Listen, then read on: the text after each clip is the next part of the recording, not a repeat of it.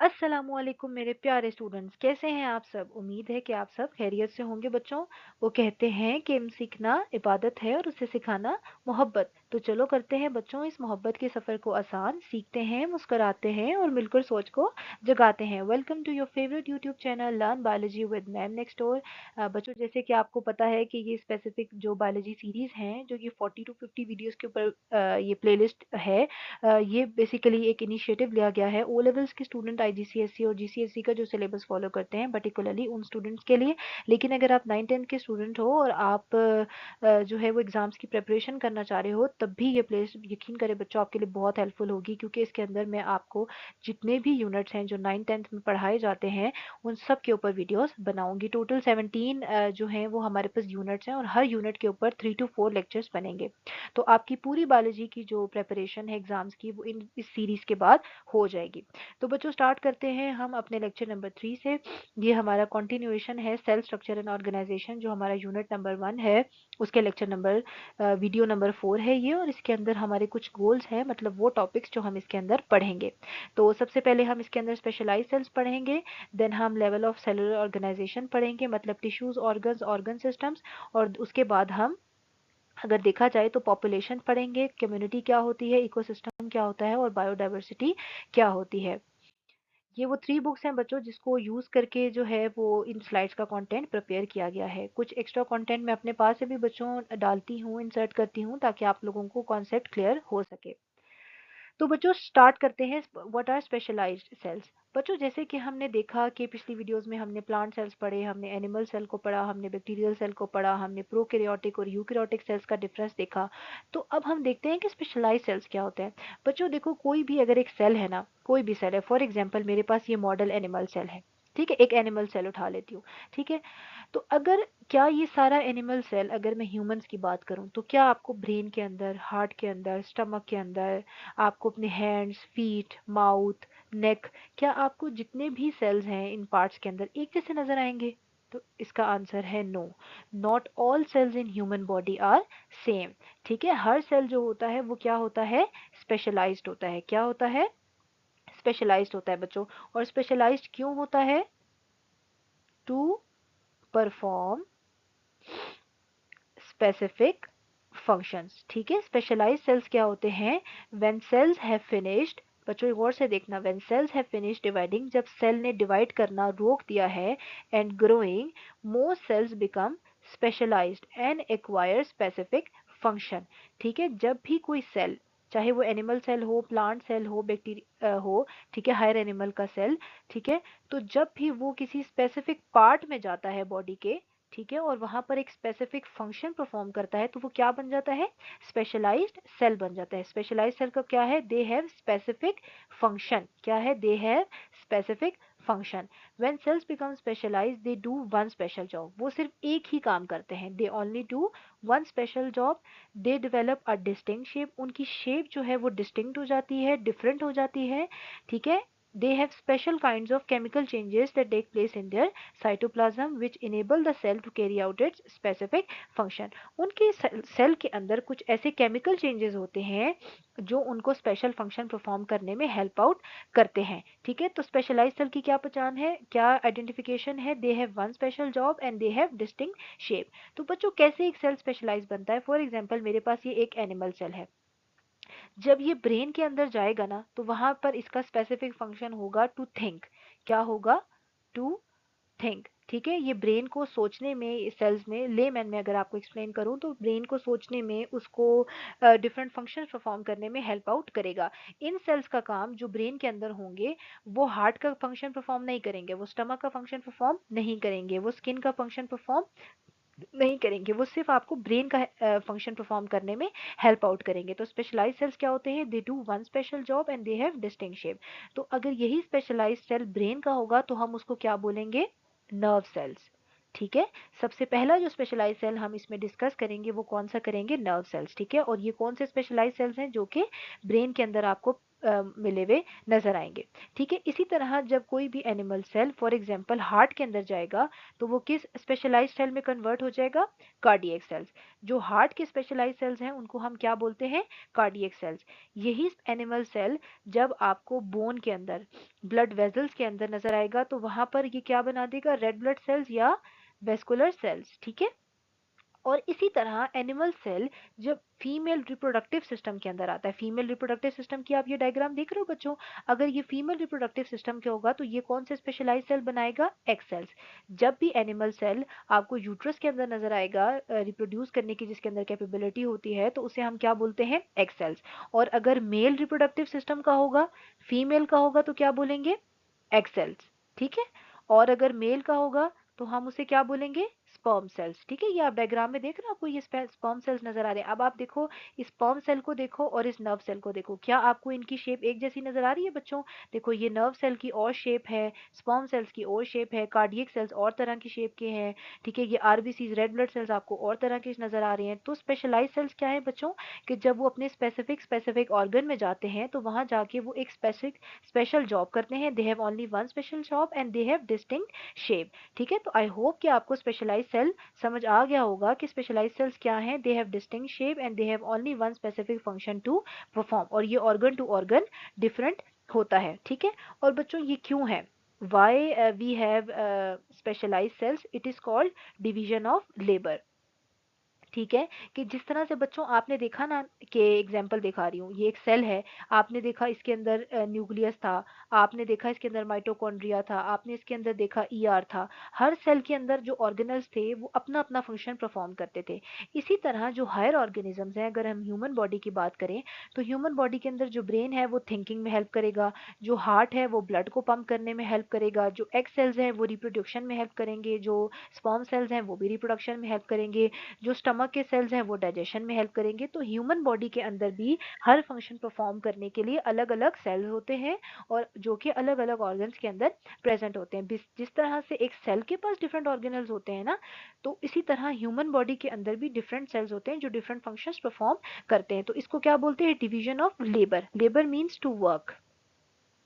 ठीक है, तो हम अपने वर्क को, अपने काम को ह्यूमन बॉडी ने डिफरेंट सेल्स के ऊपर डिवाइड किया हुआ है। हर सेल अपना फंक्शन परफॉर्म करता है, तो हम इसे क्या बोलते हैं? Division of labour with in organisms. तो अगर आपसे मैं कहूँ कि आपको स्पेशलाइज सेल समझ आ गए हैं, तो आई होप कि बच्चों आपको समझ आ गए होंगे कि स्पेशलाइज सेल्स क्या हैं। They have one special job, उनका एक ही काम है। दे डेवलप अ डिस्टिंक्ट शेप, उनकी शेप दूसरे से बिल्कुल डिफरेंट होती है, उनका बिल्कुल स्ट्रक्चर डिफरेंट होता है। एंड क्योंकि वो अपने अपने फंक्शंस परफॉर्म करते हैं, इसलिए हम क्या कहते हैं कि it's called division of labour with in the organism. तो बच्चों वन बाय वन हम ये स्पेशलाइज्ड सेल्स जो हैं, जिनकी एग्जांपल्स आपके सिलेबस में गिवन है, इनको डिस्कस कर लेते हैं। अगर हम सबसे पहले डिस्कस करें तो हमारे पास आते हैं नर्व सेल्स, जिनको हम न्यूरॉन्स भी कहते हैं। ठीक है, और ये किस में प्रेजेंट होते हैं? हमारे पास ब्रेन के अंदर। कहाँ प्रेजेंट होते हैं? ब्रेन के अंदर।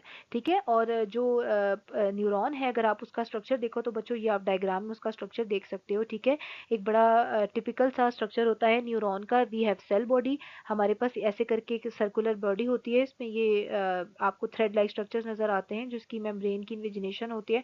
इसको हम डेंड्राइट्स बोलते हैं। ठीक है, फिर इस तरह आपको एक सेंटर में न्यूक्लियस नजर आता है। फिर आपको ये जो लंबा सा पार्ट नजर आ रहा है, थ्रेड लाइक स्ट्रक्चर, आप इसको क्या बोलते हो? एक्सॉन। ये ऊपर सेल बॉडी है, नीचे आपको एक्सॉन है, और फिर ये एक्सॉन का टर्मिनल आ जाता है। ठीक है, ये जो येलो कलर के आपको न्यूरॉन के ऊपर शीट नजर आ रही है, इसे हम क्या बोलते हैं? Myelin sheath. ठीक है, और हर जो पार्ट है न्यूरॉन का, इसका डिफरेंट फंक्शंस है। डेंड्राइट्स क्या है? They receive signals from other neurons. ये देखो आप बच्चों, इस डायग्राम के अंदर देखो, आप ये देख रहे हो, ये ब्लू कलर की जो डायग्राम है, इसमें आपको ये एक न्यूरॉन नजर आ रहा है, ये दूसरे न्यूरॉन से कनेक्टेड है। ठीक है, तो ये आपस में क्या करते हैं? सिग्नल ट्रांसमिट करते हैं। जो ब्रेन के अंदर जितनी भी केमिकल एक्टिविटी हो रही होती है, तो ये इन न्यूरॉन्स के थ्रू होती है। एक न्यूरॉन दूसरे न्यूरॉन को केमिकल सिग्नल्स जो है वो यूज करके कम्युनिकेट करता है। ठीक है, तो जो डेंड्राइट्स हैं, ये क्या करते हैं? सिग्नल को रिसीव करते हैं। ठीक है, फिर न्यूरॉन के अंदर जो है, ये सेल जो है सिग्नल जो है वो प्रोसेस होता है, फिर यूं एक्सॉन के थ्रू ट्रेवल करता है, ठीक है, और फिर यहाँ एक्सॉन टर्मिनल के ऊपर आ जाता है और फिर यहाँ से दूसरे सेल को अपना मैसेज जो है वो ट्रांसमिट करता है। तो न्यूरॉन्स जो हैं they help to connect central nervous system, brain and spinal cord and peripheral nervous system to all parts of the body. ठीक है, जो न्यूरॉन्स हैं वो हमारे पास क्या करते हैं, सेंट्रल नर्वस सिस्टम का भी पार्ट है, पेरिफेरल नर्वस सिस्टम का भी पार्ट है, और ब्रेन को जितनी भी एक्टिविटी है, ब्रेन का जितना भी काम है वो किस सेल्स के थ्रू होता है, न्यूरॉन्स के थ्रू। ठीक है, और न्यूरॉन्स जो हैं वो मिलकर क्या बनाते हैं, नर्व्स। ठीक है, nerve cells send messages in the form of electrical impulses. ठीक है, इलेक्ट्रिकल सिग्नल्स की फॉर्म में जो है वो ब्रेन कम्युनिकेट करता है इन सेल्स को यूज करके along the axon fibre from the brain and spinal cord. ठीक है, फॉर एग्जाम्पल बच्चों मैं थोड़ा और क्लियर कर दूं, अगर ये ब्रेन है और इसने ऑर्डर दिया है टू राइट, ठीक है, हम लिख रहे हैं, फॉर एग्जाम्पल ब्रेन कहता है कि इसको लिखो, तो ब्रेन जो हैंड है, जो हमारा हैंड है, उसको कैसे सिग्नल ट्रांसमिट करेगा, यूजिंग न्यूरॉन्स। ठीक है, इन सेल्स को ब्रेन यूज करता है to communicate and to send messages to other parts of the body. तो आई होप कि आपको ये ब्रीफ सा इंट्रोडक्शन न्यूरॉन्स का, उनका स्ट्रक्चर, कि उसके पास डेंड्राइट्स होते हैं, we have cell body, we have axon, इस तरह उसका सेंटर में न्यूक्लियस होता है और बड़ी प्यारी सी इसकी शेप होती है, और उसके पास माइलिन शीट होती है, ये इसको इंसुलेशन प्रोवाइड करती है। ठीक है, और वी हैव एक्सॉन टर्मिनल। ठीक है, तो आपको समझ आ गया कि जो न्यूरॉन्स हैं उनका क्या स्पेसिफिक फंक्शन होता है ह्यूमन बॉडी के अंदर। फिर जो हमारे पास नेक्स्ट स्पेशलाइज सेल्स आते हैं बच्चों, वो है हमारे पास रेड ब्लड सेल्स। वैसे तो हमारी बॉडी में बहुत से स्पेशलाइज सेल्स हैं, लेकिन ये 4 मेजर जो एग्जांपल्स हैं आपके सिलेबस में इंक्लूड हैं, इसलिए हम इनको ही डिस्कस करेंगे। दूसरे जो स्पेशलाइज सेल्स हैं बच्चों, वो हैं हमारे पास रेड ब्लड सेल्स, जो कि हमारे किसके अंदर प्रेजेंट होते हैं, ब्लड के अंदर। ब्लड किसका बना होता है, रेड ब्लड सेल्स का, और इनको हम शॉर्ट फॉर्म में आरबीसीज भी कहते हैं, और इनका जो सेकेंड नेम है वो है एरिथ्रोसाइट्स। तो चाहे मैं एरिथ्रोसाइट्स कहूँ, मैं आरबीसीज कहूँ, या मैं रेड ब्लड सेल्स कहूँ, इसका एक ही मतलब है, एक ही बात है, ये तीनों एक ही चीज के नाम है। ठीक है, इनका क्या फंक्शन होता है, they carry oxygen from lungs and deliver it through out our body. हमारे लंग्स में जितनी भी ऑक्सीजन आती है उनको different parts of the body में, मतलब स्किन तक प्रोवाइड करना, ऑर्गन्स को प्रोवाइड करना, जितनी भी बॉडी में ऑक्सीजन जो है वो ट्रांसपोर्ट करनी है, वो कौन करते हैं, रेड ब्लड सेल्स करते हैं। अब आप देख रहे हो ना बच्चों, इनका क्या काम है, to carry oxygen from the lungs. ये ब्रेन की तरह सिग्नल ट्रांसमिशन में, कम्युनिकेशन में, सोचने में हेल्प आउट नहीं करते। इनका क्या काम है, from the lungs, carry oxygen from the lungs. तो जैसे हमने पढ़ा था ना कि स्पेशलाइज सेल्स जो होते हैं उनका सिर्फ एक ही फंक्शन होता है और वो स्पेसिफिक शेप के होते हैं। तो अगर आप आरबीसी की फंक्शन की बात करें तो ऑक्सीजन के साथ साथ they also carry carbon dioxide back to our lungs. ठीक है, तो ट्रांसपोर्ट में हेल्प करते हैं, ऑक्सीजन को देते हैं, ऑक्सीजन टू बॉडी। ठीक है, बॉडी को ऑक्सीजन प्रोवाइड करते हैं, और जितना भी वेस्ट जो कार्बन डाइऑक्साइड की शक्ल में हमारी बॉडी प्रोड्यूस करती है उसको बॉडी से आउट निकालते हैं, out of the body, lungs के थ्रू। ठीक है, लंग्स के थ्रू ही ऑक्सीजन को एंटर करते हैं और कार्बन डाइऑक्साइड को एक्सेल आउट करते हैं। तो आरबीसीज का क्या फंक्शन है, आई होप आपको समझ आ गया होगा। फिर आरबीसीज के थोड़े स्ट्रक्चर पे आ जाते हैं बच्चों। ठीक है, they carry oxygen due to a protein called haemoglobin. अगर आप आरबीसीज का स्ट्रक्चर देखो ना बच्चों, तो ये आप ये देख रहे हो, ये ऐसे आपको सर्कुलर शेप में ऐसे नजर आएंगे आरबीसीज। ठीक है, और आरबीसीज जो है इनके अंदर एक स्पेशल प्रोटीन होती है जिसे हम क्या बोलते हैं, हीमोग्लोबिन। ठीक है, हीमोग्लोबिन एक प्रोटीन है जो कि क्या बाइंड करती है, ऑक्सीजन। अगर सेल के अंदर हीमोग्लोबिन नहीं होगा रेड ब्लड सेल्स के अंदर, तो वो ऑक्सीजन को ट्रांसपोर्ट नहीं कर सकता। तो ये बहुत इंपॉर्टेंट एमसीक्यूज है कि आरबीसीज जो है वो किस प्रोटीन को यूज करके ऑक्सीजन को ट्रांसपोर्ट करते हैं, यूजिंग प्रोटीन हीमोग्लोबिन। अगर आप इसके स्ट्रक्चर को मजीद देखोगे तो जो सेल्स मेच्योर हो जाते हैं, mature cells they lack nucleus, उनके पास आपको सेंटर में कोई न्यूक्लियस भी नजर नहीं आएगा। और क्यों न्यूक्लियस नहीं होता बच्चों, सेल ये कहता है कि जब सेल पहले तो न्यूक्लियस होता है, ठीक है, अगर जब हमारा सेल इमेच्योर होता है ना, जब वो डिवाइड कर रहा होता है, तो उसके पास ऐसे सेंटर में आपको एक न्यूक्लियस नजर आ जाता है। द टाइम आरबीसीज मेच्योर होते हैं और ब्लड के अंदर एंटर हो जाते हैं, तो उसके अंदर आपको कोई न्यूक्लियस नजर नहीं आता, बल्कि आपको साइटोप्लाज्म के अंदर सिर्फ हीमोग्लोबिन ही नजर आती है। ठीक है, और इतनी ज़्यादा हीमोग्लोबिन होती है ताकि वो सारे का सारा ऑक्सीजन कैरी कर सके। तो ये नेचर का एक तरीका है स्पेस को बढ़ाने का कि उसने न्यूक्लियस को निकाल दिया ताकि सारे का सारा जो आरबीसीज का साइटोप्लाज्म है उसके अंदर सिर्फ हीमोग्लोबिन रहे, और वो सारे का सारा किस ट्रांसपोर्ट में हेल्प करे, to transport oxygen and carbon dioxide. अगर आप इसकी शेप की बात करोगे तो ये बाइकनकेव डिस्क की शेप होती है, ठीक है, और जो कि लार्ज सरफेस एरिया प्रोवाइड करती है फॉर गैस एक्सचेंज।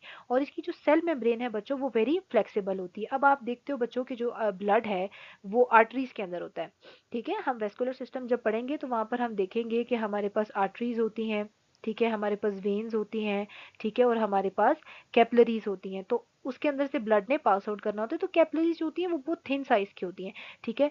तो अल्लाह ताला ने जो नेचर है उसने जो सेल मेम्ब्रेन को बनाया है वो बहुत फ्लेक्सिबल बनाया है आरबीसीज को, ठीक है, allowing the cells to deform and pass through the narrow capillaries। देखो बच्चों, अगर स्ट्रक्चर सख्त होता, रिजिड होता, तो वो ट्रैप हो जाती, फंस जाती वेसल्स के अंदर। तो अल्लाह ताला ने जो नेचर है उसने जो ऑर्गेनिजम्स को बनाया है वो इतना फ्लेक्सिबल बनाया है आरबीसीज की मेम्ब्रेन को कि वो किसी किस्म की भी कैपिलरीज हो या वेसल्स हो उनके अंदर से पास आउट हो जाती हैं, और जो ही वो पास आउट होती हैं तो वो दोबारा से बाइकनकेव शक्ल में आ जाती हैं, ठीक है। और आप यहाँ ये देख रहे हो क्रॉस सेक्शन ऑफ आरबीसीज, आपको ये हीमोग्लोबिन की प्रोटीन नजर आ रही होगी, ठीक है। तो पूरा जो सेल होता है आरबीसीज उसके अंदर हीमोग्लोबिन होता है, ठीक है, जो कि ऑक्सीजन और कार्बन डाइऑक्साइड की ट्रांसपोर्ट में हमें बहुत ज्यादा हेल्प आउट करता है।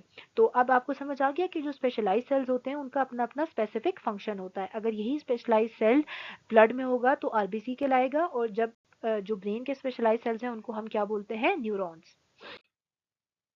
फिर हम एक थर्ड एग्जांपल ले लेते हैं स्पेशलाइज्ड सेल की, जैसे कि स्पर्म सेल्स। स्पर्म सेल्स जो होते हैं वो टेस्टीज होते हैं, जो ये हमारे पास बच्चों मेल रिप्रोडक्टिव सिस्टम है जो कि रिप्रोडक्शन में हेल्प करता है। आपको ये जो सर्कुलर स्ट्रक्चर नजर आ रहे हैं इनको हम बोलते हैं टेस्टीज, और इन टेस्टीज के अंदर आपको ये स्पर्म सेल्स नजर आएंगे। अगर आप स्पर्म सेल के बच्चों स्ट्रक्चर को देखोगे तो आप पहले आपको पता है कि they are male sex cells and their function is reproduction. ये रिप्रोडक्शन में हेल्प करते हैं टू मेक न्यू ऑफस्प्रिंग। जब एक ऑर्गेनिज्म ने या ह्यूमन ने रिप्रोड्यूस करके एक नया ऑर्गेनिज्म बनाना होता है तो उसमें स्पर्म सेल्स जो हैं वो बहुत ज़्यादा इंपॉर्टेंट फंक्शन प्ले करते हैं, ठीक है। और ये रिप्रोडक्शन किस तरह से करते हैं, by fertilising an egg cell, ठीक है। जो एग सेल होता है मैंने आपको बताया था बच्चों की जो सेक्सुअल रिप्रोडक्शन होती है, हमने यूकैरियोटिक सेल्स में पढ़ा था ना कि सेक्सुअल रिप्रोडक्शन होती है। तो जो सेक्सुअल रिप्रोडक्शन होती है उसके अंदर हमारे पास एक मेल सेल होता है और एक हमारे पास फीमेल सेल होती है, ठीक है। तो जो मेल सेल है उसे हम क्या बोलते हैं, स्पर्म्स। तो स्पर्म्स जो हैं वो एग सेल्स के साथ यूनाइट करते हैं और एक न्यू ऑफस्प्रिंग प्रोड्यूस करते हैं, तो इसको हम क्या बोलते हैं, सेक्सुअल रिप्रोडक्शन।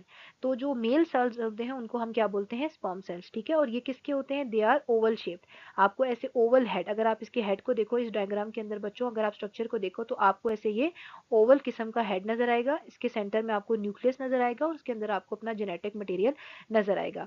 हेड के बिल्कुल पीछे आपको एक मिडल पीस नजर आएगा जिसके अंदर आपको बहुत सारे माइटोकॉन्ड्रिया नजर आएंगे, और ठीक है। और फिर आपको ये जो पीछे थ्रेड लाइक स्ट्रक्चर नजर आ रहा है फ्लैजेला की तरह, इसको हम क्या बोलते हैं, टेल, ठीक है। और इस टेल के अंदर आपको प्लाज्मा मेम्ब्रेन नजर आएगा, ठीक है। और जो बच्चों स्पर्म का हेड है ना उसे हम क्या बोलते हैं, एक्रोसोम, ठीक है। क्या बोलते हैं, एक्रोसोम। अगर आप स्लाइड पे गौर से देखो तो क्या है एक्रोसोम का function, it secret enzymes to digest the cell around the egg and the egg membrane. अच्छा बच्चों, जो एक्रोसोम है ना, अगर हम इसके फंक्शन को थोड़ा सा मैं आपको और बताऊं तो देखो, अगर मैं बात करूं ना कि ये हमारे पास एक स्पर्म सेल है, ठीक है, और ये हमारे पास एक्सेल है। तो ये एक्सेल की जो मेम्ब्रेन है ना, आउटर मेम्ब्रेन, इसको ब्रेक करके स्पर्म ने इसके अंदर जाना होता है और इसको न्यू जो है वो फर्टिलाइज करके जाइगोट बनाना होता है।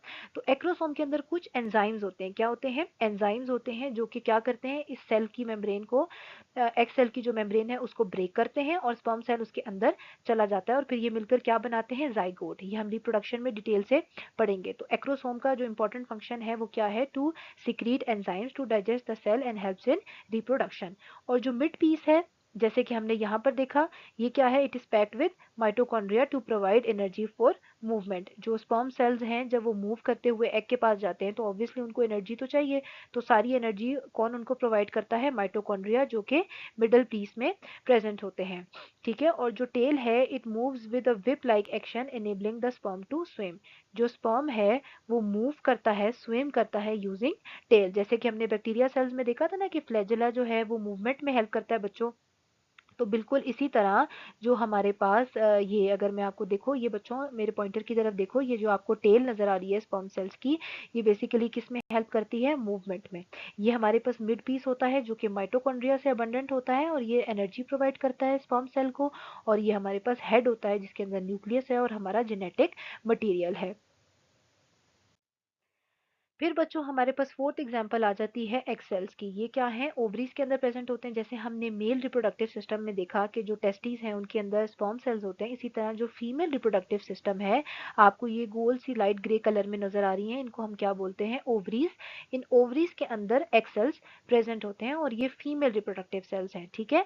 और they are one of the largest cells in body, रफली 120 micrometres in size, in diameter, ठीक है। जितने भी ह्यूमन बॉडी के अंदर सेल्स हैं उनमें सबसे जो लार्जेस्ट सेल है वो कौन सा है? एग सेल है, ठीक है। अगर हम सिंगुलर बात करेंगे तो हम ओवम कहेंगे और अगर हम मल्टी प्लूरल सेल्स की बात करेंगे तो हम ओवा कहेंगे। They are larger than sperm cells and are spherical, spherical shape के होते हैं। आप ये स्ट्रक्चर देखोगे बच्चों तो आपको देखो ये साइटोप्लाज्म नजर आ रहा है, ये आपको बीच में से एग सेल के न्यूक्लियस नजर आ रहा है, ठीक है। आपको ये जूना पेलिसूडा, कॉर्नो रेडिएटा, पोलर बॉडी, इनके फंक्शंस में जाने की बच्चों टेंशन ना लो, इसको समझने की जरूरत नहीं है। ये डायग्राम में क्योंकि एक्सप्लेन है तो मैं आपको इनके नाम प्रोनाउंस करके बता रही हूँ। इनके फंक्शंस जब हम फीमेल रिप्रोडक्टिव सिस्टम पढ़ेंगे, वहाँ पे जब हम फर्टिलाइजेशन पढ़ेंगे तो वहाँ पर मैं आपको इन तीनों के फंक्शंस सेपरेटली एक्सप्लेन करूंगी कि इनका क्या फंक्शन होता है। अभी के लिए बस इसका स्ट्रक्चर देख लो कि हमारे पास न्यूक्लियस है, ऐसे साइटोप्लाज्म है, ये डिफरेंट मेम्ब्रेन्स हैं, आपको प्लाज्मा मेम्ब्रेन नजर आ रही होगी, ठीक है। They have large amount of cytoplasm containing yolk droplets made up of protein and fat, ठीक है। और जो न्यूक्लियस होता है उसके अंदर सारी जेनेटिक इंफॉर्मेशन होती है, जिस तरह से स्पर्म सेल्स की न्यूक्लियस में होती है, इसी तरह एक्स सेल्स की न्यूक्लियस में भी सारी जेनेटिक इंफॉर्मेशन होती है। और फंक्शन क्या है? In the help of reproduction, reproduction में न्यू ऑफस्प्रिंग बनाने में एक्स सेल्स हमें हेल्प आउट करते हैं। तो बच्चों यहाँ तक तो हमने पढ़ लिया स्पेशलाइज्ड सेल्स इन एनिमल्स। हमने ह्यूमन बॉडी के अंदर न्यूरॉन्स देखे, हमने स्पर्म सेल्स देखे, हमने एक्स सेल्स देखे, हमने रेड ब्लड सेल्स आरबीसीज देखे। तो अब हम कुछ स्पेशलाइज्ड सेल्स प्लांट्स के अंदर भी पढ़ लेते हैं। तो इसमें बच्चों दो एग्जांपल्स जो हैं वो आपके सिलेबस में मेंशन है। एक है पेलीसेड मीजोफिल सेल्स और एक है हमारे पास रूट हेयर सेल्स, ठीक है बच्चों। अगर मैं बात करूँ, ये एक प्लांट सेल है, ठीक है। जब ये प्लांट सेल स्पेसिफिकली रूट्स का हिस्सा बन जाता है, रूट्स का पार्ट बन जाता है, तो वहां पर वो स्पेशलाइज्ड सेल्स बना देता है जिसे हम कहते हैं रूट एयर सेल्स। और इनका क्या फंक्शन होता है? To absorb water and mineral salts from the soil. Plant को ग्रो करने के लिए वाटर और जितना भी सॉल्ट्स हैं वो रूट हेयर सेल्स सॉइल में से एब्जॉर्ब करती हैं, ठीक है। और आप अगर इनका स्ट्रक्चर देखो बच्चों, ये देख रहे हो रूट हेयर सेल्स, ये जो आपको लाइट ब्राउन से नजर आ रहा है, देखो इसका स्ट्रक्चर कितना डिफरेंट है। आपको ऐसे लंबा सा थ्रेड लाइक स्ट्रक्चर भी, अगर आप ये पीछे सेल्स देखो तो आपको ये नॉर्मल प्लांट सेल्स नजर आ रहे हैं। लेकिन जो स्पेशलाइज्ड सेल्स हैं रूट एयर सेल्स, वो आपको किस तरह से डिफरेंट शेप है और इनका एक ही फंक्शन है, क्या है? To absorb water and mineral salts from the soil, ठीक है। और आप इस तरह से इनकी हेयर लाइक प्रोजेक्शन देखोगे और इन्हीं प्रोजेक्शन के थ्रू ये वाटर और सॉल्ट्स को एब्जॉर्ब करते हैं, ठीक है। क्योंकि इनका स्ट्रक्चर और इनका फंक्शन जो होता है वो स्पेशलाइज्ड हो जाता है, ठीक है। अगर हम यही सेल, अब यही अगर plant cell for example leaves का पार्ट बन जाए, रूट्स का ना हो, अगर हम इसे लीव्स के अंदर देखें तो फिर ये हमें क्या बनाता है? Palisade mesophyll cells. अच्छा बच्चों ये देखो, अगर मैं आपको ये स्ट्रक्चर दिखाऊं ना, ठहरो मैं इसको थोड़ा सा पहले अरेज कर दूं, let me arrays it first. अगर मैं इसको अरेज कर दूं और मैं आपको ये दिखाऊं तो आप ये देखो, ये आपको लीफ नजर आ रहा है ना बच्चों?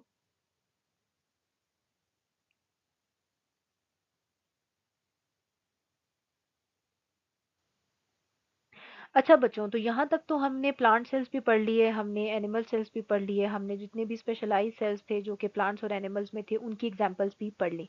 तो बच्चों यहाँ पर अब हम नेक्स्ट टॉपिक की तरफ शिफ्ट करते हैं, वो है लेवल ऑफ ऑर्गेनाइजेशन। तो बच्चों यहाँ पर एक क्वेश्चन आता है, ठीक है। कि क्या क्वेश्चन है? कि can every cell survive on its own? हमने देखा एनिमल सेल्स देखे, प्लांट सेल्स में देखे, तो क्या हर सेल अपने ओन पे सर्वाइव कर सकता है? जिस तरह से हमने बैक्टीरिया देखा बच्चों, अगर मैं आपको याद कराऊं तो आपने देखा था ना कि बैक्टीरिया सेल जो है वो यूनिसेलुलर सेल होते हैं और वो अपने ओन पे डिवाइड करते हैं, अपने ओन पर वो लिव करते हैं, एक ही सेल।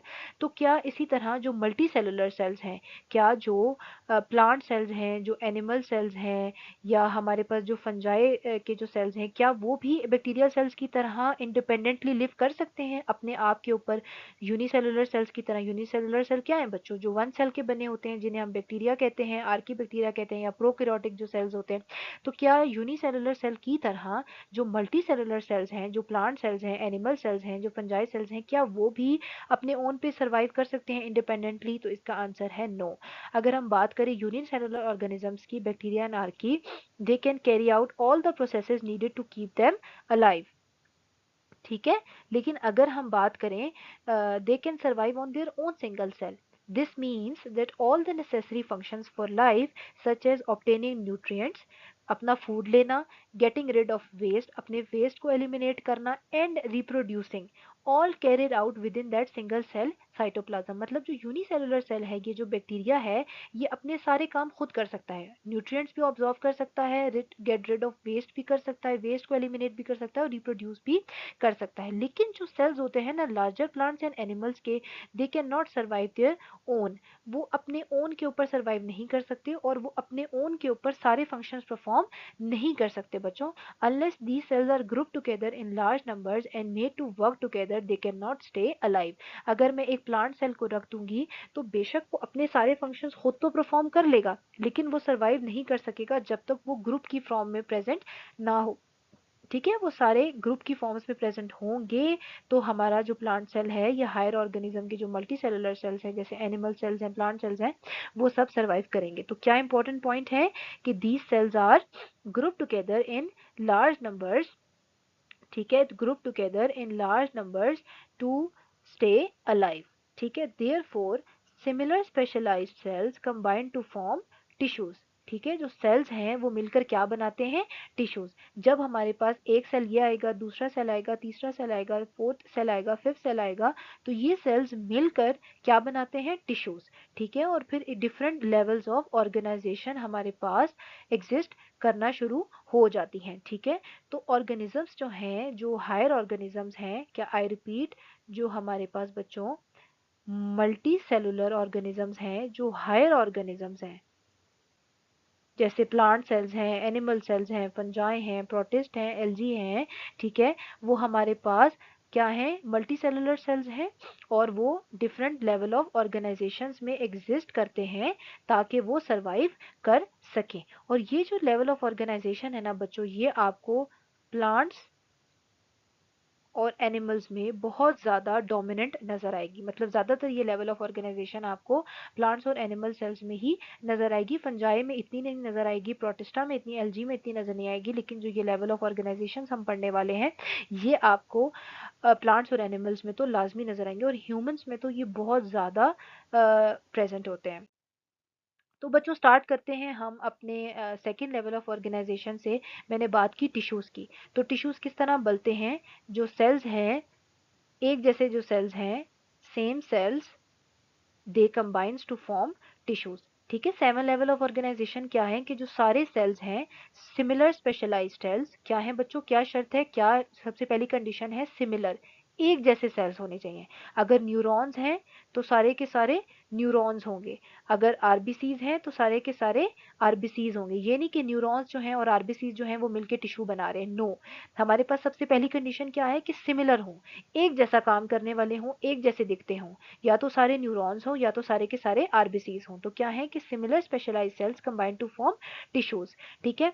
और क्या है? कि in which group of structurally and functionally, मतलब उनका स्ट्रक्चर भी सेम है और उनका फंक्शन भी सेम हो, they assemble, they get together to carry out a specific function, ठीक है। फॉर एग्जाम्पल अगर हम ह्यूमंस की बात करें, तो आपको 4 तरह के टिश्यू नजर आएंगे। एपिथेलियल टिश्यू नजर आएगा, कनेक्टिव टिश्यू नजर आएगा, मसल टिश्यू नजर आएगा, और नर्वस टिश्यू नजर आएगा। अगर मैं बात करूं बच्चों यहाँ डायग्राम में, तो आप देखो ये स्केलेटल मसल्स हैं, ठीक है, जो हमारी बोन्स के साथ प्रेजेंट होते हैं, ठीक है। ये स्मूथ मसल्स हैं जो हमारे मसल्स बनाते हैं। ये हमारे पास कार्डियक मसल्स हैं जो हमारे हार्ट में प्रेजेंट होते हैं, ठीक है। तो ये सब क्या है? टिश्यूज की एग्जांपल है कि डिफरेंट कार्डियक सेल्स मिलकर क्या बनाते हैं? Cardiac tissue. इसी तरह अगर आप ये एक ही तरफ देखो बच्चों, आपको ये एपिथेलियल टिश्यूज मैंने इनकी पिक्चर पेश की हुई है, ये एपिथेलियल टिश्यूज हैं। तो आप ये देख रहे हो, एक cell, second cell, third cell, fourth cell, फिर ये fifth, six, seven, eight, nine, tenth, 11, 12, 13, 14, 15, तो ये 16 सेल्स जो हैं एपिथेलियल सेल्स, ये मिलकर क्या बना रहे हैं? Epithelial tissue. इसी तरह आप ये सेल्स देख लो, ये भी सारे कितने ढेर सारे सेल्स हैं और ये मिलकर टिश्यू बना रहे हैं। इसी तरह ये भी कोई 80 के करीब सेल्स हैं, ये हमारे पास 50 के करीब सेल्स हैं, ठीक है। तो ये डिफरेंट सेल्स हैं। जब डिफरेंट सेल्स जिनका सेम फंक्शन होता है और सेम स्ट्रक्चर होता है वो मिलकर एक स्पेसिफिक फंक्शन परफॉर्म करते हैं, तो हम क्या कहते हैं कि ये कौन सा ऑर्गेनाइजेशन लेवल है, टिश्यूज। तो क्या है कि cells of same structure and same function combine to form tissues, ठीक है। इसी तरह हम प्लांट्स में भी देख लेते हैं, हमारे पास पेरेन्काइमा टिश्यू होता है, हमारे पास कोलेनकाइमा टिश्यू होता है, हमारे पास स्क्लेरेन्काइमा टिश्यू होता है, ठीक है। आपको ये कोलेनकाइमा और स्क्लेरेन्काइमा के जो टिश्यूज हैं ये आपको स्ट्रेंथ और रिजिडिटी प्रोवाइड करते हैं प्लांट्स की, और ये ज्यादातर आपको जो शूट्स होती हैं सेल की, ये हमारे पास प्लांट है ना फॉर एग्जाम्पल बच्चों, तो ये इसके लीव्स हैं फॉर एग्जांपल, तो ये जो इसका शूट है, जो इसकी टहनी है, जो इसकी डंडी है, उसके अंदर ये सेल्स आपको, ये टिश्यूज आपको नजर आएंगे, ठीक है। और ये क्या प्रोवाइड करते हैं, स्ट्रेंथ एंड रिजिडिटी, ठीक है। और जो पेरेन्काइमा टिश्यू है वो आपको लीव्स के अंदर नजर आएंगे, ठीक है। ऐसे करके लीफ होगा वहां पर क्या है, और ये सब किन के बने हैं, मीजोफिल सेल्स के, ठीक है। हमने पीछे पढ़ा था ना कि जो मीजोफिल सेल्स हैं वो स्पेशलाइज्ड सेल्स हैं लीफ के अंदर। तो वो वाली जो सेल्स है ना बच्चों, वो जब इकट्ठे हो जाते हैं तो वो क्या बना देते हैं, पेरेन्काइमा टिश्यू। तो पेरेन्काइमा टिश्यू क्या है, they are the site of photosynthesis and storage of starch and other chemical compounds. मतलब ये जितने भी सेल्स इकट्ठे हुए हुए हैं टिश्यू की शक्ल में, टिश्यू बनाया हुआ है इन्होंने, प्लांट टिश्यू, पेरेन्काइमा टिश्यू जिसे हम बोलते हैं, इन सब सेल्स का क्या फंक्शन है, फोटोसिंथेसिस और storage of starch and other chemical compounds, ठीक है। और ये किस, इनके अंदर आपको बहुत ज्यादा क्लोरोप्लास्ट भी नजर आएंगे, क्योंकि ऑब्वियसली ये कौन सा प्रोसेस फॉलो करते हैं, साइट ऑफ फोटोसिंथेसिस। इनके अंदर क्योंकि फोटोसिंथेसिस हो रही होती है और इन्होंने प्लांट को फूड प्रिपेयर करके देना होता है, इसलिए अंदर आपको बहुत सारे क्लोरोप्लास्ट नजर आएंगे। और मीजोफिल सेल्स जो हैं, आई रिपीट, वो मिलकर क्या बनाते हैं, पेरेन्काइमा टिश्यू। तो आई होप कि आपको टिश्यूज जो हैं वो प्लांट्स और एनिमल्स के अंदर समझ आ गए होंगे, ठीक है बच्चों। अच्छा बच्चों, हमने यहाँ तक देखा कि जो सेल्स हैं वो मिलकर क्या बनाते हैं, टिश्यूज।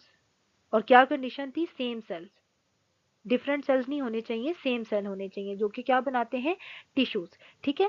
लेकिन बच्चों फिर एक नेक्स्ट लेवल ऑफ ऑर्गेनाइजेशन आती है कि जो टिश्यूज होते हैं जिनका डिफरेंट स्ट्रक्चर होता है और डिफरेंट फंक्शन होता है, वो मिलकर क्या बनाते हैं, ऑर्गन।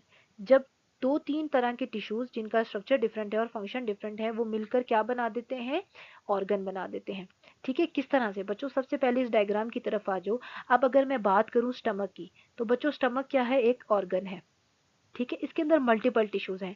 आपको ये देखो, आपको स्मूथ मसल टिश्यू नजर आएगा, आपको कनेक्टिव टिश्यू नजर आएंगे, आपको नर्वस टिश्यू नजर आएंगे, आपको ब्लड टिश्यू नजर आएगा, आपको कॉलुमिनर एपिथेलियम नजर आएगा, ठीक है। लेकिन बच्चों क्या है, इनका स्ट्रक्चर तो डिफरेंट है लेकिन इनका कॉमन फंक्शन होता है, ठीक है। बेशक टिश्यूज जो हैं वो क्या है,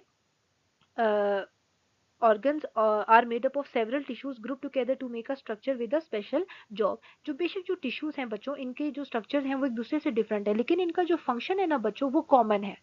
जैसे मैंने आपको बताया ना स्टमक, अब देखो स्टमक के अंदर आपको स्मूथ मसल टिश्यू भी नजर आ रहा है, आपको कनेक्टिव टिश्यू भी नजर आ रहा है, आपको नर्वस टिश्यू भी नजर आ रहा है, ब्लड भी नजर आ रहा है। ये सब मिलकर क्या हेल्प करेंगे स्टमक को डाइजेशन करने में, किसमें, डाइजेशन में। मतलब स्टमक ने जो फूड को डाइजेस्ट करना है वो इन सब टिश्यूज को यूज करके ही करना है। कोई टिश्यू, जब हम स्टमक का ये डाइजेस्टिव सिस्टम पढ़ेंगे तो वहां हम इन सब टिश्यूज के फंक्शन पढ़ेंगे कि किस तरह से ये टिश्यूज जो हैं वो सेपरेट फंक्शन परफॉर्म करते हैं और मिलकर फिर स्टमक को ओवरऑल क्या हेल्प आउट करते हैं in the process of digestion. मतलब फॉर एग्जाम्पल अगर मैं बात करूं स्मूथ मसल टिश्यू की, तो ये चर्निंग में हेल्प करता है। जो हमारे पास नर्वस टिश्यू होता है वो ब्रेन से सिग्नल लाता है कि मुझे भूख लग रही है, हंगर के वो आता है, ठीक है। ब्लड सेल्स जो है वो एब्जॉर्ब करता है न्यूट्रिशन को, जितना भी खाना स्टमक में जाता है वो ब्लड सेल्स के थ्रू फिर एब्जॉर्ब होता है बॉडी के अंदर। तो ये सब टिश्यूज जो हैं ये डिफरेंट डिफरेंट फंक्शंस परफॉर्म करें, लेकिन इनका कॉमन गोल क्या है, टू हेल्प इन डाइजेशन। तो जब डिफरेंट टिश्यूज जिनका डिफरेंट फंक्शन है वो मिलकर एक मेन फंक्शन परफॉर्म कर रहे होते हैं तो दे मेड ऑर्गन, ठीक है। अब जैसे कि मैंने रिपीट करते हैं कि stomach is an animal organ that contains tissues made from epithelial cells. अब आपको एपिथेलियल सेल्स, एपिथेलियल टिश्यू नजर आएगा, ग्लैंड टिश्यू नजर आएगा, मसल सेल्स भी नजर आएंगे, ठीक है। तो लेकिन ये सब मिलकर अल्टीमेटली क्या करेंगे, डाइजेशन। तो ऑर्गन्स क्या होते हैं, they are made up of tissues with different structure and different functions but they have common goal. इनका जो गोल होता है एट द एंड वो सेम होता है। इसी तरह प्लांट्स में भी आपको रूट्स, स्टेम्स और लीव्स जो हैं वो डिफरेंट ऑर्गन्स होते हैं जिनका डिफरेंट डिफरेंट फंक्शन होता है। रूट का काम होता है to absorb water and salts from the soil, stem का काम होता है टू प्रोवाइड सपोर्ट, और जो लीव्स हैं दे प्रिपेयर फूड। ठीक है, तो इसी तरह आपको डिफरेंट ऑर्गन्स एनिमल्स में भी नजर आएंगे और प्लांट्स में भी नजर आएंगे। उसके बाद बच्चों हमारे पास आप कह लो कि जो फोर्थ जो है हमारे पास लेवल ऑफ ऑर्गेनाइजेशन, वो है हमारे पास ऑर्गन सिस्टम। हमने देखा बच्चों कि सेल्स जो हैं वो मिलकर क्या बनाते हैं, टिश्यूज। टिश्यूज मिलकर क्या बनाते हैं, ऑर्गन। ठीक है, फिर जब डिफरेंट ऑर्गन्स मिलते हैं ना बच्चों, तो वो क्या बनाते हैं, ऑर्गन सिस्टम। और क्या होता है कि organs with different structure and different function, her organ का स्ट्रक्चर दूसरे ऑर्गन से डिफरेंट होगा, उसका फंक्शन भी डिफरेंट होगा, लेकिन क्या होगा, कॉमन गोल होगा। जैसे स्टमक का कॉमन गोल क्या था, डाइजेशन। इसी तरह जो ऑर्गन सिस्टम है उसके अंदर डिफरेंट ऑर्गन्स मिलकर एक एट अल्टीमेटली एक ही काम कर रहे होते हैं, कर डिफरेंट फंक्शन ही रहे होते हैं, लेकिन उनका गोल कॉमन होता है। बच्चों ये ऑर्गन सिस्टम और ये जो लेवल ऑफ ऑर्गेनाइजेशन है ना, जब हम डिफरेंट ऑर्गन सिस्टम्स पढ़ेंगे ना, हम रेस्पिरेटरी सिस्टम पढ़ेंगे, हम नर्वस सिस्टम पढ़ेंगे, हम डाइजेस्टिव सिस्टम पे वीडियो बनाएंगे, तो उसमें आपको ये और ज्यादा क्लियर हो जाएगा कि किस तरह से जो हमारे ऑर्गन्स हैं वो डिफरेंट फंक्शन परफॉर्म कर रहे हैं, लेकिन उनका जो गोल है, उनका जो एंड गोल है, जो एंड फंक्शन है, वो एक जैसा है। फॉर एग्जांपल हम बात करें ना अगर सर्कुलेटरी सिस्टम की, तो बच्चों सर्कुलेटरी सिस्टम का क्या काम होता है, to pump blood and deliver oxygen to cells and remove carbon dioxide from the body. कि ऑक्सीजन प्रोवाइड करनी है और कार्बन डाइऑक्साइड को रिमूव करना है। लेकिन जो सर्कुलेटरी सिस्टम है वो एक चीज का नहीं बना। सर्कुलेटरी सिस्टम में लंग्स भी आते हैं, हार्ट भी आता है, आर्टरीज भी आती हैं और वेन्स भी आती है। अब आप देख रहे हो लंग्स बिल्कुल डिफरेंट है, क्या है, different structure and different function. Lung का स्ट्रक्चर भी डिफरेंट है, उसका फंक्शन भी डिफरेंट है। हार्ट का स्ट्रक्चर भी डिफरेंट है, उसका फंक्शन भी डिफरेंट है। आपके पास आर्टरीज हैं, ठीक है, आपके पास वेन्स है। ठीक है, अब ये एक दो तीन चार फोर डिफरेंट ऑर्गन्स मिलकर क्या बना रहे हैं, सर्कुलेटरी सिस्टम, जो कि एक ऑर्गन सिस्टम का नाम है। लेकिन इनका एंड गोल क्या है, to pump blood and deliver oxygen to cells and remove carbon dioxide from the cells. इसी तरह अगर हम दूसरा ऑर्गन सिस्टम की बात करें, नर्वस सिस्टम, तो अब बच्चों नर्वस सिस्टम किस में हेल्प करता है, हमें सोचने में, थिंकिंग में, मूवमेंट में, कम्युनिकेशन में हेल्प करता है। और इसके अंदर कितने ऑर्गन आते हैं, किस किस ऑर्गन का बना होता है, इसके अंदर ब्रेन आता है, स्पाइनल कॉर्ड आती है और नर्व्स आती हैं। इसी तरह डाइजेस्टिव सिस्टम की आप बात करो तो आपको इसमें इतने ऑर्गन्स नजर आएंगे, आप you will sea mouth, stomach, you will C small intestine, large intestine, you will see liver, pancreas, bile duct and NS. आपको डिफरेंट 7 to 8 ऑर्गन्स मिलकर कौन सा सिस्टम बनाते हैं, डाइजेस्टिव सिस्टम। और इन सब का फंक्शन क्या होता है, अल्टीमेटली क्या कॉमन गोल है, to digest and absorb food. ये इसका क्या है, कॉमन गोल है। ये सब मिलकर क्या कर रहे हैं, डाइजेशन में हेल्प आउट कर रहे हैं। तो जब डिफरेंट ऑर्गन्स मिलकर एक सेम फंक्शन, एक सेम गोल की तरफ जाना चाह रहे होते हैं, तो वो क्या बनाते हैं, ऑर्गन सिस्टम। आई रिपीट, अब देखो बच्चों, आपने कभी देखा है कि ब्रेन जो है, अगर मैं ये बात करूं ये ब्रेन, तो क्या मैं ब्रेन को डाइजेस्टिव सिस्टम का पार्ट बना सकती हूँ, नहीं। क्योंकि डाइजेस्टिव सिस्टम का क्या काम है, to digest and absorb food, खाने को डाइजेस्ट करना और फूड को एब्सॉर्ब करना। तो कब ब्रेन का काम है सोचने का, तो ब्रेन को मैं स्पाइनल कॉर्ड के साथ तो इंक्लूड कर सकती हूँ, क्योंकि ब्रेन भी मूवमेंट और कम्युनिकेशन में हेल्प कर रहा है, स्पाइनल कॉर्ड भी मूवमेंट और कम्युनिकेशन में हेल्प कर रही है।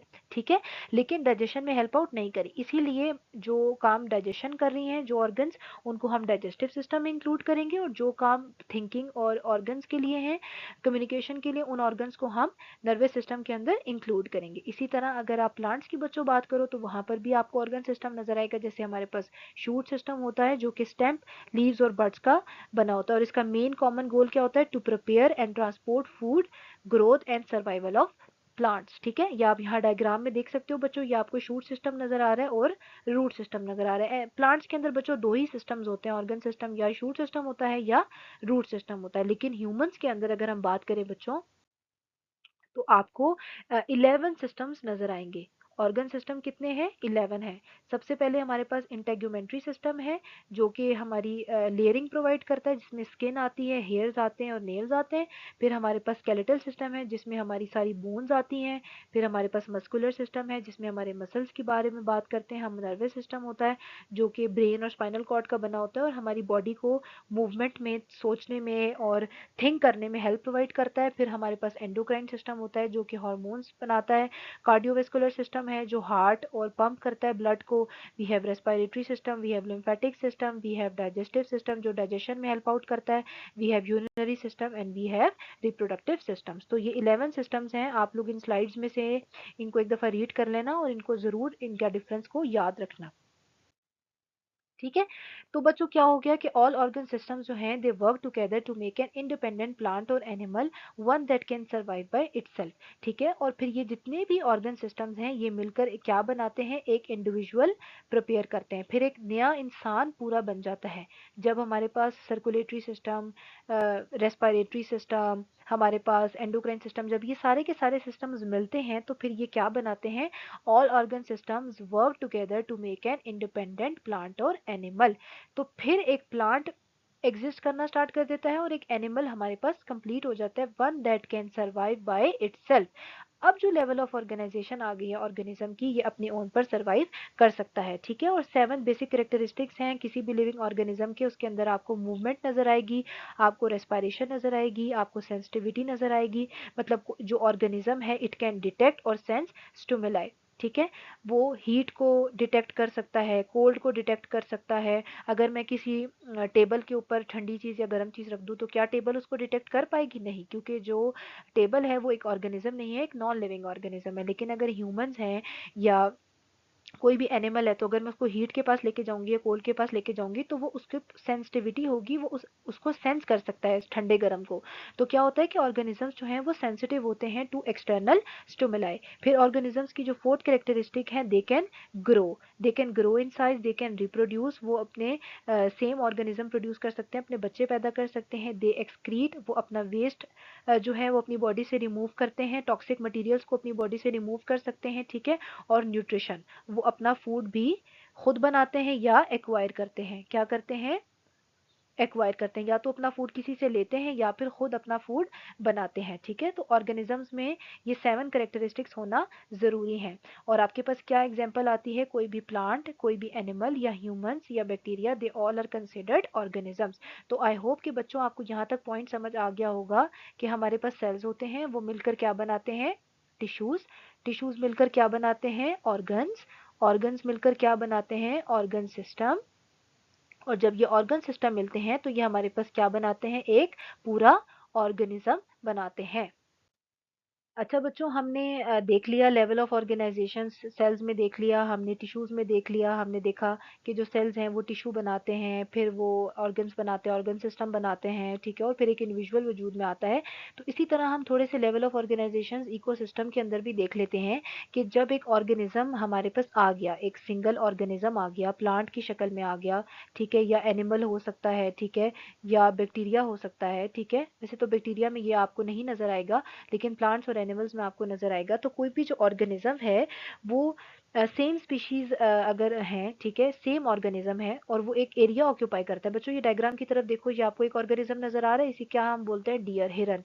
ठीक है, तो जब सेम स्पीशीज क्या है, सेम स्पीशीज ऑक्यूपाई करती हैं same place at the same time, तो दे मेक पॉपुलेशन, हम उन्हें क्या बोलते हैं, पॉपुलेशन। जब आपको कहीं पर भी एक ही स्पीशी के ऑर्गेनिजम्स नजर आएंगे, एक साथ नजर आए, ठीक है, आपको यहाँ पर और तो कोई स्पीशी नजर नहीं आ रही ना, सिर्फ डियर नजर आ रहा है, तो जब सेम स्पीशी के ऑर्गेनिजम्स आपको एक जगह पर इकट्ठे नजर आए तो आप उनको क्या बोलोगे, इट इज अ पॉपुलेशन। ठीक है, फिर आप उसे ऑर्गेनिज्म नहीं बोलोगे। ऑर्गेनिज्म हम सिर्फ एक सेल के लिए बात करते हैं, एक ऑर्गेनिज्म के, एक चीज को हम ऑर्गेनिज्म कहते हैं, लेकिन जब वही मल्टीपल ऑर्गेनिजम्स किसी जगह पर इकट्ठे होते हैं तो हम उनको क्या बोलते हैं, पॉपुलेशन। पॉपुलेशन क्या है, same species at the same place at the same time. ठीक है, लेकिन जब डिफरेंट पॉपुलेशन इकट्ठी हो जाती है ना बच्चों, अब देखो ये डियर की पॉपुलेशन है, ये जीब्रा की पॉपुलेशन है, ये काऊ की पॉपुलेशन है, ये लॉइन कब्स है, ये ईगल है। अब ये डिफरेंट ऑर्गेनिजम्स है, डिफरेंट पॉपुलेशंस है। तो जब डिफरेंट पॉपुलेशंस इकट्ठी होती हैं तो फिर हम उनको क्या बोलते हैं, कम्युनिटी। क्या बोलते हैं, कम्युनिटी।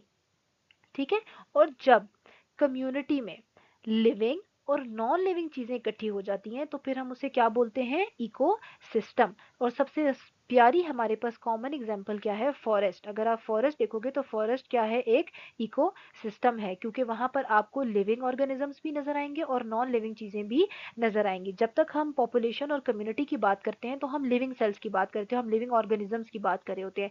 लेकिन जब इन लिविंग ऑर्गेनिजम्स के साथ साथ हम नॉन लिविंग की भी बात करते हैं, जैसे फॉर एग्जाम्पल हम ट्रीज को भी इंक्लूड कर लें, हम जो है वो एयर को भी इंक्लूड कर लें, हम वाटर को भी इंक्लूड कर लें, हम सैंड को भी इंक्लूड कर लें, जितने भी नॉन लिविंग कंपोनेंट्स हैं, ठीक है, जब हम उनको भी इंक्लूड कर लेते हैं लिविंग ऑर्गेनिजम्स के साथ और उनकी इंटरेक्शन को स्टडी करते हैं, तो हम कहते हैं कि we are studying ecosystem. ठीक है, तो इको सिस्टम क्या है, डिफरेंट कम्युनिटीज जो लिविंग है उनको नॉन लिविंग के साथ उनकी इंटरेक्शन को स्टडी करना, उस लेवल ऑफ ऑर्गेनाइजेशन को क्या बोलते हैं, इको सिस्टम। और बच्चों पे अर्थ के ऊपर जितने भी इकोसिस्टम एग्जिस्ट करते हैं उन सबको जब हम इकट्ठा करते हैं तो हम उनको क्या बोलते हैं, बायोस्फीयर। क्या बोलते हैं, बायोस्फीयर। तो अगर हम यहाँ पर, मैं आपको बच्चों डायग्राम के अंदर दिखाऊं ना, तो आप इसको यहाँ पर गौर से करो। ये मैं आपको ना फॉर एग्जांपल मैं थोड़ा कलर चेंज करती हूँ, चलो ब्लैक से दिखा देती हूँ। अगर आप ये देख रहे हो बच्चों, ये इकोसिस्टम बना हुआ है, ठीक है, क्या है ये, इको सिस्टम। तो आप ये देख रहे हो इको सिस्टम बच्चों, तो आपको ये ट्रीज नजर आ रहे हैं, आपको ये डिफरेंट ऑर्गेनिजम्स पानी पीते हुए नजर आ रहे हैं। तो जो इको सिस्टम होता है उसके अंदर आपको लिविंग और नॉन लिविंग दोनों चीजें नजर आएंगी। लेकिन बच्चों अगर हम बात करें ना फॉर एग्जांपल इसकी बायोस्फीयर की, तो बच्चों जो बायोस्फीयर होता है ना, वो होता है सम ऑफ ऑल इकोसिस्टम्स। क्या होता है, सम ऑफ ऑल इकोसिस्टम्स। और ये वो पार्ट है, part of the earth where life exist. क्या है, part of the earth where life exist, कि जितना भी प्लेनेट अर्थ है जहां पर लाइफ एग्जिस्ट करी है उसको हम क्या बोलते हैं, बायोस्फीयर। आप ये डायग्राम में देखोगे ना, तो आपको वो एरिया जहां पर सिर्फ लाइफ नजर आएगी, ठीक है, जहां पर लाइफ एग्जिस्ट नहीं करेगी उसे हम बायोस्फीयर नहीं बोलेंगे। ठीक है, और इसके अंदर सारा आ जाता है, इकोसिस्टम भी आ जाता है, कम्युनिटी भी आ जाती है और पॉपुलेशन भी आ जाती है, सारा लिविंग और नॉन लिविंग कंपोनेंट्स आ जाते हैं। और इसकी थ्री टाइप्स होती हैं, थ्री पार्ट्स में सॉरी इसको डिवाइड किया जाता है, लिथोस्फीयर, हाइड्रोस्फीयर एंड एटमॉस्फेयर। ठीक है, अगर हम लिथोस्फीयर की बात करें तो लिथोस्फीयर जो है बच्चों वो क्या है इसका, अगर मैं थोड़ा पॉइंटर ऑन कर दूं बच्चों, जो लिथोस्फीयर है हमारे पास, चलो इसे लेजर से ही देख लेते हैं कि जो हमारे पास लिथोस्फीयर है वो है जहाँ पर लैंड एग्जिस्ट होता है, लैंड का जो पार्ट है, जो हाइड्रोस्फीयर है वो वाटर पार्ट है, और जो एटमॉस्फेयर है वो एयर वाला पार्ट है। ठीक है, तो बायोस्फीयर जितनी भी लाइफ एग्जिस्ट करती है उसको हम बायोस्फीयर बोलते हैं। तो आई होप कि ये level of organisation in ecosystem आपको समझ आ गया होगा। हमने सेल्स देखे, टिश्यूज देखे, ऑर्गेनल्स देखे, उसी तरह हमने लेवल ऑफ ऑर्गेनाइजेशन को इकोसिस्टम में भी डिस्कस किया। आई होप स्टूडेंट्स आपको ये वीडियो पसंद आई होगी, आपके कॉन्सेप्ट्स काफ़ी क्लियर हुए होंगे। अगर फिर भी आपको कोई क्वेश्चन है तो बच्चों आप मुझे कमेंट सेक्शन में पूछ सकते हैं, अपने कॉन्सेप्ट्स को क्लियर कर सकते हैं। स्टे ट्यून, इससे नेक्स्ट लेक्चर में बच्चों हम क्लासिफिकेशन ऑफ लिविंग ऑर्गेनिजम्स को स्टडी करेंगे और हम वहाँ पर डिफरेंट किंगडम्स की स्टडी करेंगे। और उसके बाद फिर हम जो डिफ्यूजन का कॉन्सेप्ट है, ट्रांसपोर्ट मैकेनिज्म्स है, डिफ्यूजन है, एक्टिव ट्रांसपोर्ट है, फैसिलिटेटेड डिफ्यूजन है, उसके ऊपर हम स्टडी को कंटिन्यू करेंगे और अपना नेक्स्ट चैप्टर स्टार्ट करेंगे। तो stay tune my guys, do like and subscribe my channel and हंसते रहो, मुस्कुराते रहो और बहुत सारा खुश रहो मेरे प्यारे स्टूडेंट्स। अल्लाह हाफिज।